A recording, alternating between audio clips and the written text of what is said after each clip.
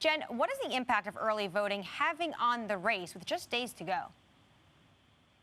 Yeah, I mean, Anne Marie, as you mentioned, 49 million ballots and counting have already been cast. So, the candidates are really losing some time to actually make their cases to voters. The president is actually going to be one of those early in-person voters on Saturday in Florida. But in terms of turnout, what we're seeing is already 35% of the total votes counted from the 2016 election, with 11 days to go. And we're seeing record turnouts in battleground states, notably in Georgia, which saw a 142% increase from the same period in 2016.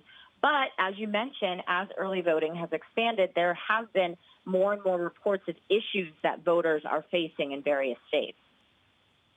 Jen, quickly, run us through the issues these voters are experiencing.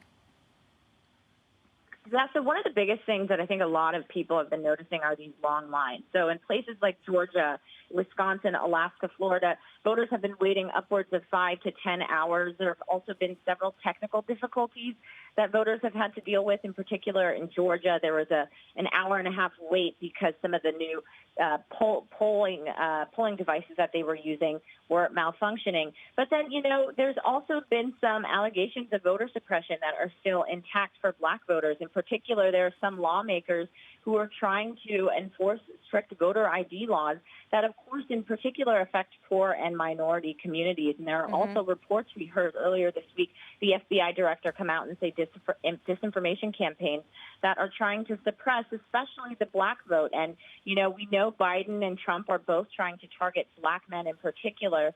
And we've heard President Obama making the same request. Yeah, we heard them both on Thursday night. But, advocates are still very confused because, there's still a lot of days left. And so this race is still not over. But, they want to just make sure that voters are not suppressed and voters are not discouraged from getting out the vote.